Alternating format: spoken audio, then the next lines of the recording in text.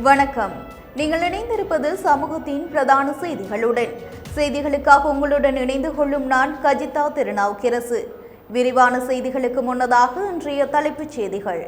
கஞ்சிபாணி இம்ரானின் நெருங்கிய உறவினர் துப்பாக்கிச் சூட்டில் பலி, மாளிகவத்தையில் பரபரப்பு. விசாரணைக்கு ஆஜரான சாகர காரியவசம் கைது, பரபரப்பாகும் கொழும்பு.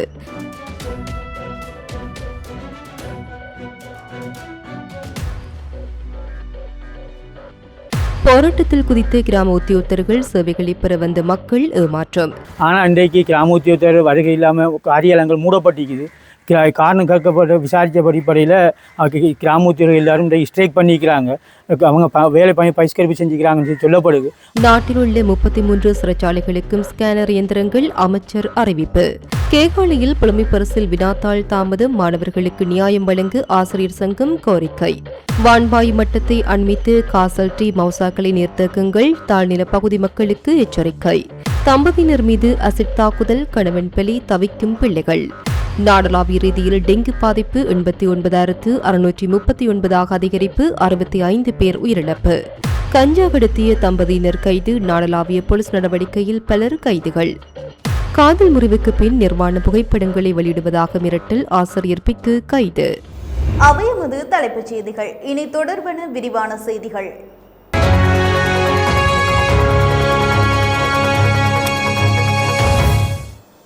கொழும்பு மாளிகாவத்தி சங்கராஜ் மாவட்டத்தில் இடம்பெற்ற துப்பாக்கிச் சூட்டில் காயமடைந்த ஒருவர் சிகிச்சை பலனின்றி உயிரிழந்துள்ளதாக போலீசார் தெரிவித்துள்ளனர்.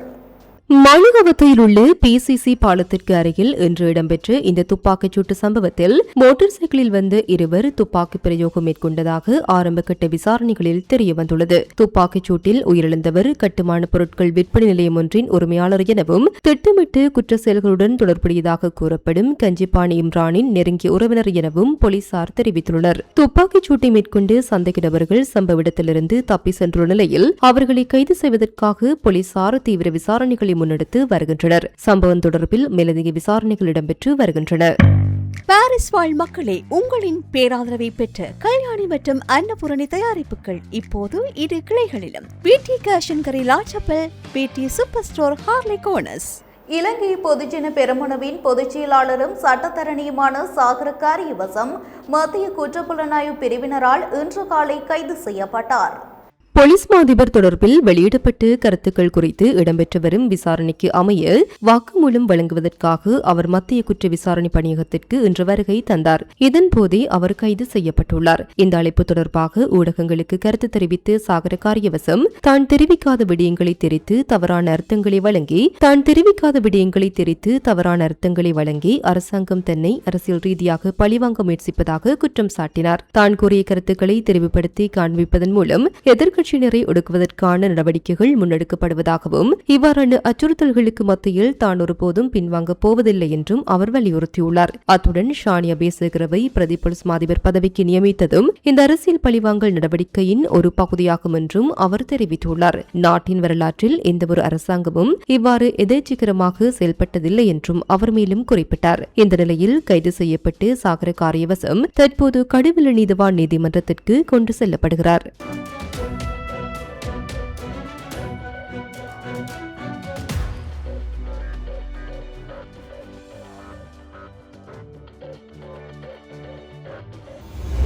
நாடளாவிய ரீதியில் உள்ள கிராம உத்தியோகத்தர்கள் தமது பயண கொடுப்பனவை உயர்த்துதல் உள்ளிட்ட பல்வேறு கோரிக்கைகளை முன்வைத்து இன்று முதல் நாளை வரை 2 நாள் சுகையின விடுமுறை போராட்டத்தை முன்னெடுத்துள்ளனர். இதன்படி திருகோணமலை மூதூர் பிரதேச செயலக பிரிவில் கடமையாற்றும் கிராம உத்தியோகத்தர்களும் குறித்த தொழிற்சங்க நடவடிக்கைக்கு ஆதரவு தெரிவித்து சுகையின விடுமுறை போராட்டத்தில் ஈடுபட்டுள்ளனர். இதன் காரணமாக கிராம உத்தியோகத்தர் அலுவலகங்களுக்கு சேவைகளை பெற்றுக் கொள்வதற்காக வருகை தந்த பொதுமக்கள் சேவைகளை பெற முடியாமல் ஏமாற்றத்துடன் திரும்பி சென்றனர். தேவையை நிறைவேற்றுவதற்காக வேண்டி கிராம உத்தியோகத்தை சந்திக்கிறதுக்காக வேண்டி கிராம உத்தியோகத்தர் இக்பானார் கிராம உத்தியோக பிரிவில் நாங்கள் வசிக்கிறோம், நாங்கள் வந்தோம். ஆனால் இன்றைக்கு கிராம உத்தியோகத்தர் வருகை இல்லாமல் காரியாலயங்கள் மூடப்பட்டிருக்குது. காரணம் கேட்கப்பட்ட விசாரித்த அடிப்படையில் கிராம உத்தியோகர்கள் எல்லாரும் ஸ்ட்ரைக் பண்ணிக்கிறாங்க. அவங்க வேலை பண்ணி பரிஷ்கரிப்பு செஞ்சுக்கிறாங்கன்னு சொல்லப்படுது. அவங்க இப்படி அவங்களுடைய கிராம உத்தியோகத்துடைய பரிஷ்கரிப்பு மூலமாக பாதிக்கப்படுறது பொதுமக்கள். இன்றைக்கு எங்களோட வேலையை விட்டு தான் வந்து எங்களோட சொந்த தேவைக்காக வந்து ஜிஎஸ்டி ஒரு கடிதம் எடுப்போம்னு சொல்லி வந்தால் ஜிஎஸ் இல்லை. இப்படி இப்படி நாளாந்தது நடந்து கொண்டு போக முடிச்சுன்னா நாங்கள் ஒவ்வொருத்தரும் பாதிப்புக்கு உள்ளாக வேண்டிய கட்டம் ஏற்பட்டுருக்கு. எனவே எங்களோட சொந்த தேவைகளை கூலி வேலைகளை செய்கின்ற ஒவ்வொருத்தரும் நாளாந்தான் நாங்கள் வந்து திரும்பி போயிட்டு இருக்கிறோம். ஆகவே நாட்டில் இருக்கின்ற அரசாங்கம் சிறந்த அரசாங்கமாக இயங்கி கொண்டிருக்கிற காரணத்தினால இந்த கிராம உத்தியோகத்தருடைய பிரச்சனை என்னென்னு சொல்லி இதுக்கான ஒரு தீர்வை நீங்கள் எடுத்து கொடுத்து பொதுமக்களாகிய எங்களுக்கும் இவர்கள் மூலமாக தீர்வுகளை பெற்றுக்கொள்வதற்கு. இதேவேளை கிராம உத்தியோகத்தர்கள் இன்று நாடளாவிய ரீதியில் முன்னெடுத்த சுகையின விடுமுறை போராட்டம் காரணமாக கிண்ணியா பிரதேச செயலகத்திற்கு சேவைகளை பெற்றுக்கொள்ள வந்த பொதுமக்கள் பெரிதும் பாதிக்கப்பட்டனர். இன்று பொதுமக்கள் தினமாக இருப்பதால் கிராம உத்தியோகத்தர்களின் சேவைகளை பெற்றுக்கொள்வதற்காக கிண்ணியா பிரதேச செயலகத்திற்கு 10 முதல் 15 கிலோமீட்டர் தொலைவில் உள்ள பகுதிகளிலிருந்தும் பொதுமக்கள் வருகை தந்திருந்தனர். எனினும் கிராம உத்தியோகத்தர்கள் சுகஜீன விடுமுறை போராட்டத்தில் ஈடுபட்டிருந்ததால் அவர்களுடன் தொடர்புடைய எந்தவொரு சேவையும் இடம்பெறவில்லை. இதனால் தூரப்பகுதிகளில் இருந்து அதிகளவு பணம் செலவிட்டு போக்குவரத்து வசதிகளை பெற்றுக் கொண்டு வந்த பொதுமக்கள் ஏமாற்றத்துடனும் அதிருப்தியுடனும் வீடு திரும்பினர். குறிப்பாக சிலர் ஆட்டோ உள்ளிட்ட வாடகை வாகனங்களுக்கு அதிக பணம் செலுத்தி பிரதேச செயலகத்திற்கு வந்ததாகவும் போக்குவரத்திற்காக கடன் பெற்றி வந்ததாகவும் தெரிவித்து தமது கவலையை வெளிப்படுத்தினர். நாட்டில் உள்ள சிறைச்சாலைகள் அனைத்திற்கும் ஸ்கேனர் இயந்திரங்களை வழங்குவதற்கு நடவடிக்கை எடுக்கப்பட்டு வருவதாக நீதி மற்றும் தேசிய ஒருமைப்பாட்டு அமைச்சர் ஹர்ஷன நாணயக்கார தெரிவித்துள்ளார். ஊடகங்களுக்கு கருத்து தெரிவிக்கும் போதே அவர் இதனை தெரிவித்தார். நாடளாவிய ரீதியில் இயங்கி வரும் 33 சிறைச்சாலைகளுக்கும் ஸ்கேனர் இயந்திரங்களை வழங்குவதற்கான நிதி ஒதுக்கீடுகளை மேற்கொள்வதற்கு நடவடிக்கைகள் எடுக்கப்பட்டுள்ளது. இந்த ஸ்கேனர் இயந்திரங்கள் பொருத்தப்படுவதன் மூலம் தற்போது முன்னெடுக்கப்படும் உடற்பரிசோதனைகளை நவீன முறையில் செய்ய முடியும். இதன் மூலம் சிறைச்சாலை அதிகாரிகள் மீது சுமத்தப்படும் குற்றச்சாட்டுகள் தவிர்க்கப்படும் எனவும் அவர் சுட்டிக்காட்டியுள்ளார். இதேவேளை இந்த இயந்திரங்கள் சிறைச்சாலைகளில் நிறுவப்பட்டதன் பின்னர் கைதிகளுக்கு கொண்டுவரப்படும் உணவு உள்ளிட்ட அனைத்து பொருட்களும் ஸ்கேனர் இயந்திரங்கள் மூலமாக பரிசோதிக்கப்பட்ட பின்னரே அனுமதிக்கப்படும். மேலும் சிறைச்சாலை சுவர்களுக்கு வெளியே இருந்து உள்ளே எறியப்படும் சட்டவிரோத பொதிகளை தடுப்பதற்கு சிறைச்சாலை நிர்வாகத்துடன் இணைந்து புதிய பாதுகாப்பு திட்டத்தை மேலும் வலுப்படுத்த நடவடிக்கை எடுக்கப்பட்டு வருவதாகவும் அமைச்சர் கர்ஷன மேலும் குறிப்பிட்டுள்ளார்.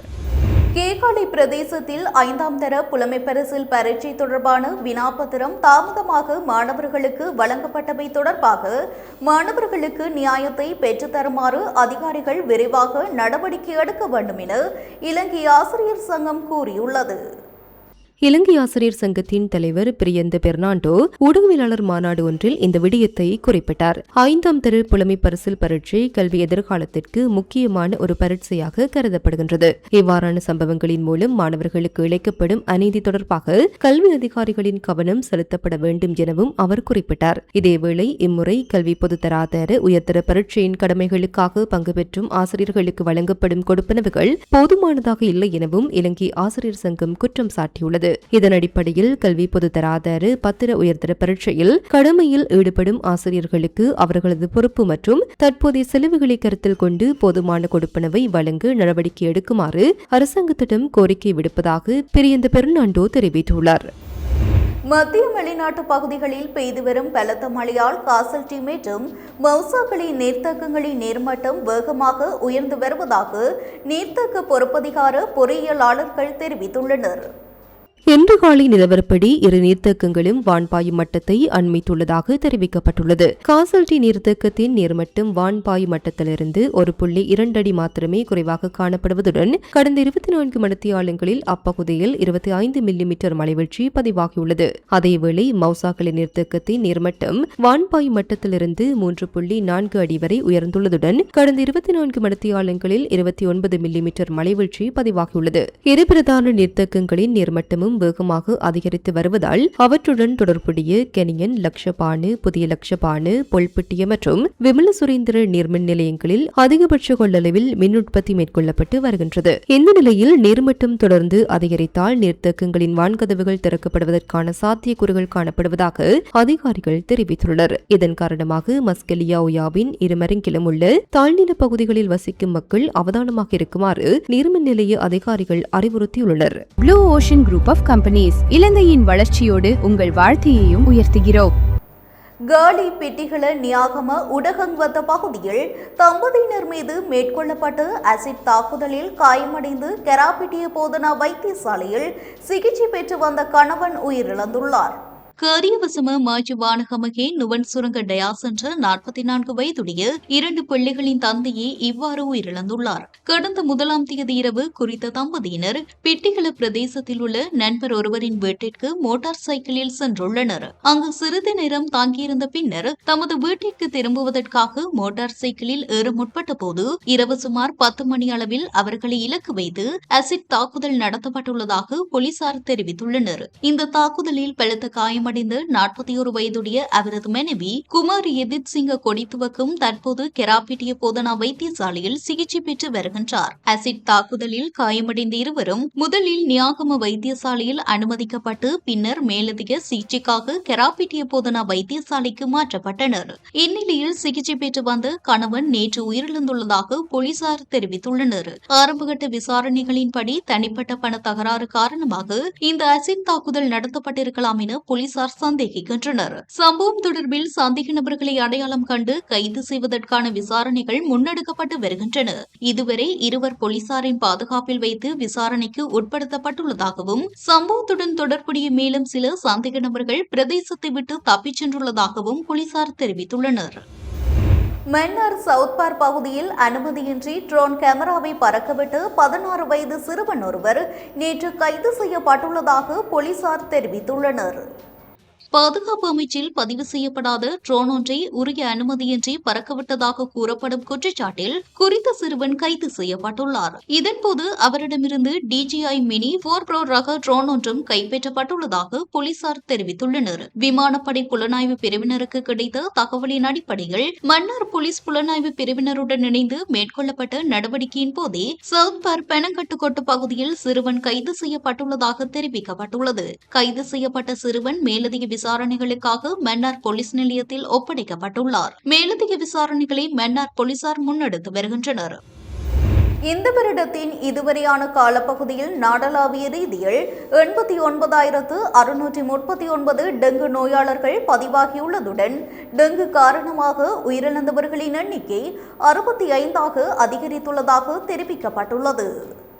மாதாந்த தரவுகளின்படி ஜூலை மாதத்திலேயே அதிகளவான டெங்கு நோயாளர்கள் பதிவாகியுள்ளனர். அந்த மாதத்தில் மாத்திரம் 29,973 பேர் டெங்கு நோயால் பாதிக்கப்பட்டுள்ளனர். அத்துடன் ஜூன் மாதத்தில் 21,533 பேரும், மே மாதத்தில் 8,590 பேரும், ஜனவரி மாதத்தில் 7,866 பேரும், மார்ச் மாதத்தில் 6,013 பேரும், பிப்ரவரி மாதத்தில் 5,721 பேரும், ஏப்ரல் மாதத்தில் 5,651 பேரும் டெங்கு நோயாளர்களாக அடையாளம் காணப்பட்டுள்ளனர். மேலும் ஆகஸ்ட் மாதத்தின் முதல் 9 நாட்களில் மாத்திரம் 4,292 டெங்கு நோயாளர்கள் பதிவாகியுள்ளனர். மாகாண ரீதியாக அதிகளவான டெங்கு பாதிப்பு மேல் மாகாணத்தில் பதிவாகியுள்ளது. நாட்டில் பதிவான மொத்த நோயாளர்களில் 52.93% 47,445 பேர் மேல் மாகாணத்தைச் சேர்ந்தவர்களாவர். இதற்கு அடுத்ததாக தென் மாகாணத்தில் 13,302 பேரும், மத்திய மாகாணத்தில் 7,971 பேரும், சப்ரகமு மாகாணத்தில் 7,383 பேரும், வடமேல் மாகாணத்தில் 4,465 பேரும் டெங்கு நோயாளர்களாக பதிவாகியுள்ளனர். திருகோணமலை திரியாய் படுகொலையின் 41வது ஆண்டு நினைவேந்தல் நிகழ்வு திருகோணமலை திரியாய் வரத விநாயகர் ஆலய வளாகத்தில் இன்று நடைபெற்றது. இதனை பாதிக்கப்பட்டவர்களின் உறவுகள் இணைந்து ஏற்பாடு செய்திருந்தனர். இதன்போது சம்பவத்தில் உயிரிழந்தவர்களின் ஆத்ம சாந்தி வேண்டி தீபச்சுடரேற்றி மலர் தூவி அஞ்சலி நிகழ்வு இடம்பெற்றது. இந்த நிகழ்வில் பாதிக்கப்பட்டவர்களின் குடும்பத்தினர், பொதுமக்கள் என பலரும் கலந்து கொண்டனர். 1985 8/10 அன்று இடம்பெற்ற இப்படுகொலை சம்பவத்தில் 10 பேர் படுகொலை செய்யப்பட்டிருந்தமை குறிப்பிடத்தக்கது.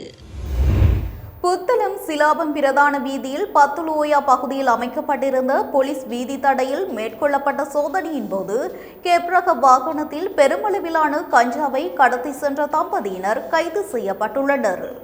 ஆராய்ச்சி கட்டுவ போலீசாரால் மேற்கொள்ளப்பட்ட இந்த சோதனையின் போது குறித்த வாகனத்தில் இருந்து 17 கிலோ 985 கிராம் கஞ்சா கைப்பற்றப்பட்டுள்ளது. கைது செய்யப்பட்டவர்கள் ராஜாங்கனி பகுதியைச் சேர்ந்த 26 வயதுடைய கணவனும் 22 வயதுடைய அவரது மனைவியும் என போலீசார் தெரிவித்துள்ளனர். ஆரம்பகட்ட விசாரணைகளில் கைப்பற்றப்பட்ட கஞ்சா தனமெல்வில்ல பகுதியில் பயிரிடப்பட்டு அங்கிருந்து கடத்தி வரப்பட்டுள்ளதாக தெரிய வந்துள்ளது. கைது செய்யப்பட்ட சந்தேக நபர்கள் இருவரும் இன்று திங்கட்கிழமை புத்தளம் நீதவான் நீதிமன்றத்தில் ஆஜர்படுத்தப்படவுள்ளதுடன் ஆராய்ச்சி கட்டுவ போலீசார் மேலதிக விசாரணைகளை முன்னெடுத்து வருகின்றனர். இதேவேளை நாடளாவிய ரீதியில் முன்னெடுக்கப்பட்ட விசேட சுற்றிவளைப்பு நடவடிக்கைகளில் சுமார் 25,482 பேர் சோதனைக்கு உட்படுத்தப்பட்டுள்ளனர். இதன்போது பல்வேறு குற்றச்செயல்களுடன் தொடர்புடையவர்கள் என சந்தேகிக்கப்பட்டு 461 பேர் கைது செய்யப்பட்டுள்ளதுடன் அவர்களில் 20 பேர் குற்றச் செயல்களுடன் நேரடியாக தொடர்புடையவர்கள் என அடையாளம் காணப்பட்டுள்ளனர். கைது செய்யப்பட்டவர்களில் நீதிமன்றத்தினால் பிடிவிராந்து பிறப்பிக்கப்பட்ட 231 பேரும் திறந்த பிடிவிராந்து பிறப்பிக்கப்பட்ட 116 பேரும் அடங்குகின்றனர். மேலும் குடிபோதையில் வாகனம் செலுத்திய 78 சாரதிகளும் பாதுகாப்பற்ற முறையில் வாகனம் செலுத்திய சம்பவங்களுடன் தொடர்புடைய 89 பேரும் கைது செய்யப்பட்டுள்ளனர். போக்குவரத்து சட்டங்களை மீறியமை உள்ளிட்ட பல்வேறு குற்றச்செயல்களுக்காக மொத்தம் 3,917 பேர் கைது செய்யப்பட்டுள்ளதாகவும் தெரிவிக்கப்பட்டுள்ளது. மற்றொரு சம்பவத்தில் பாணந்துறை மோதரவில தொடர்மாடி குடியிருப்பில் சட்டவிரோத போதை மாத்திரைகளுடன் 22 வயதுடைய இளைஞர் ஒருவர் கைது செய்யப்பட்டுள்ளார். சந்தேக நபரிடமிருந்து 810 சட்டவிரோத போதை மாத்திரைகளும் 2 வாள்களும் போலீசாரால் கைப்பற்றப்பட்டுள்ளன. கைது செய்யப்பட்ட சந்தேக நபர் ஒழுங்கமைக்கப்பட்ட குற்றச் செயல்களுடன் தொடர்புடைய குழுவின் உறுப்பினர் என போலீசார் தெரிவித்துள்ளனர். சந்தேக நபரும் அவரிடமிருந்து கைப்பற்றப்பட்ட பொருட்களும் மேலதிக விசாரணைகளுக்காக பாணந்துறை தெற்கு போலீஸ் நிலையத்தில் ஒப்படைக்கப்பட்டுள்ளன. ராயல்டி என்ஜினியரிங் வழங்கும் நவீன அடுக்குமாடி குடியிருப்புகள் இப்போது விற்பனைக்கு. Colombo 6 Wellawatte bus line hall ரோட்டுக்கு மிக அருகாமையில். 2026ஆம் ஆண்டிற்கான காப்போது உயர்தர பரீட்சை இன்று ஆரம்பமாகி செப்டம்பர் 5ஆம் தேதி வரை நடைபெறவுள்ளதாக பரீட்சைகள் திணைக்களம் அறிவித்துள்ளது.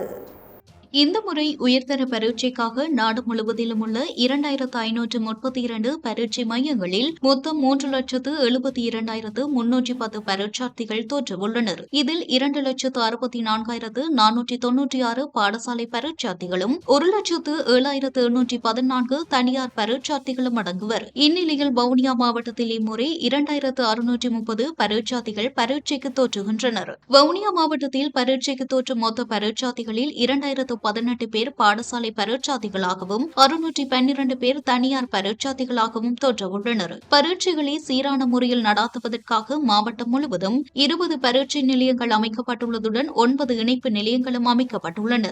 வடக்கு மற்றும் கிழக்கு கல்வி வலயத்திற்குட்பட்டு பரீட்சைக்கு தோற்றும் சுமார் 1,500க்கும் மேற்பட்ட மாணவர்கள் ஆலயம் தரிசித்து மிகுந்த ஆர்வத்துடனும் உற்சாகத்துடனும் பரீட்சை நிலையங்களுக்கு வருகை தந்தனர். அத்துடன் நுவரெலியா மாவட்டத்தில் அமைந்துள்ள காப்போது உயர்தர பரீட்சை நிலையங்களில் பாதுகாப்பு பலப்படுத்தப்பட்ட நிலையில் பரீட்சார்த்திகள் பரீட்சைக்கு தோற்றினர். குறிப்பாக ஹெட்டன் வலிய கல்வி பணிமனைக்கு உட்பட்ட மஸ்கெலியா சென்ட் ஜோசப் தேசிய கல்லூரியின் பிரதான மண்டபத்தில் பரீட்சை இடம்பெற்றது. எவ்விதமான தங்கு தடையின்றி மிகவும் ஆர்வத்துடன் மாணவ மாணவிகள் கலந்து கொண்டு பரீட்சைக்கு தோற்றினர். மத்திய மலைநாட்டில் நுவரெலியா மாவட்டத்தில் இன்று காலை முதல் மழை சற்று ஓய்ந்த போதிலும் ஒரு சில இடங்களில் மிதமான மழை பெய்தது.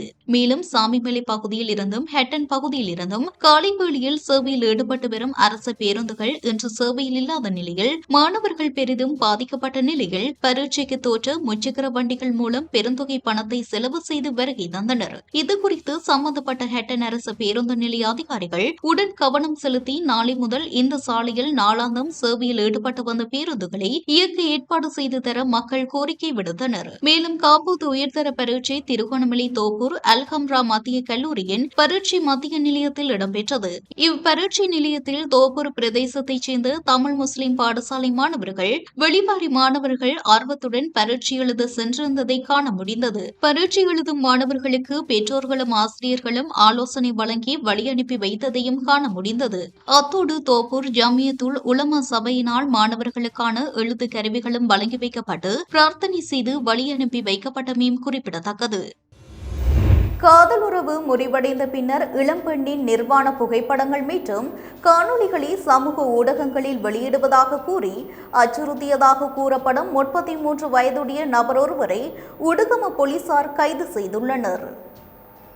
இவ்வாறு கைது செய்யப்பட்டவர் கனிஷ்ட பாடசாலை ஒன்றில் ஆசிரியராக பணியாற்றும் 33 வயதுடைய பௌத்த பிக்கு என போலீசார் தெரிவித்துள்ளனர். போலீசாரின் விசாரணைகளின்படி சந்தேக நபரும் குறித்த இளம்பெண்ணும் காதல் உறவில் இருந்த காலப்பகுதியில் கையடக்க தொலைபேசியூடாக நிர்வாண காணொளிகளை பரிமாறிக்கொண்டதாக தெரிவிக்கப்படுகிறது. எனினும் சுமார் 3 மாதங்களுக்கு முன்னர் இருவருக்கும் இடையிலான காதல் உறவு முடிவடைந்துள்ளது. இதனையடுத்து தன்னிடமுள்ள தனது நிர்வாண புகைப்படங்கள் மற்றும் காணொளிகளை சமூக ஊடகங்களில் வெளியிடுவதாக கூறி சந்தேக நபர் தொடர்ந்து மிரட்டல் விடுத்ததாக இளம்பெண் உடுகம போலீசில் முறைப்பாடு செய்துள்ளார். முறைப்பாட்டின் அடிப்படையில் விசாரணைகளை முன்னெடுத்த போலீசார் சந்தேக நபரை கைது செய்துள்ளதுடன் சம்பவம் தொடர்பான மேலதிக விசாரணைகளை முன்னெடுத்து வருகின்றனர். இத்துடன் நமது பிரதான செய்திகள் நிறைவடைகின்றன. தொடர்ந்தும் சமூகத்துடன் இணைந்திருங்கள். வணக்கம். எமது RIP பேச்சுக்கு கிடைத்த மரண அறிவித்தல்கள். யாழ்ப்பாணம் தொண்டைமானாறு வல்லை வீதியை பிறப்பிடமாகவும் வதிவிடமாகவும் கொண்டிருந்த திரு குளம் கார்மேகன் அவர்கள் 9/8/2026 சனிக்கிழமை அன்று காலமானார். யாழ்ப்பாணம் நாரந்தனை தெற்கை புறப்படமாகவும் வதிவிடமாகவும் கொண்டிருந்த திரு ராசேந்திரம் இயேசுதாசன் அவர்கள் 7/8/2026 வெள்ளிக்கிழமை அன்று காலமானார். கொழும்பு 13 கொட்டாஞ்சேரியை புறப்படமாகவும் வதிவிடமாகவும் கொண்டிருந்த திரு சோமசுந்தரம் அருள்குமார் அவர்கள் 8/8/2026 சனிக்கிழமை அன்று காலமானார். யாழ்ப்பாணம் நவக்கிரியை புறப்படமாகவும் மட்டக்களப்பை வதிவிடமாகவும் கொண்டிருந்த திரு சுப்பையா சமாரத்னம் அவர்கள் 9/8/2026 சனிக்கிழமை அன்று காலமானார். மேலே அறிவிக்கப்பட்ட அனைத்து மரண அறிவித்தல் இறுதிக்கிரியை பற்றிய தகவல்களை அறிந்து கொள்ள ரிப்டோட் பேஜை பார்வையிடுங்கள். இதற்கான லிங்க் கீழிருக்கும் டிஸ்கிரிப்ஷனில் பார்வையிடலாம். இது போன்ற செய்திகளை தெரிந்து கொள்ள சமூகம் நியூஸ் சேனலை சப்ஸ்கிரைப் செய்து அருகில் உள்ள பெல் பட்டனை கிளிக் செய்யுங்கள். மேலும் இது போன்ற செய்திகளை உடனுக்குடன் தெரிந்து கொள்ள சமூகமீடியா.com என்ற இணையதளத்தின் வாயிலாகவும் எங்களுடன் இணைந்திருங்கள்.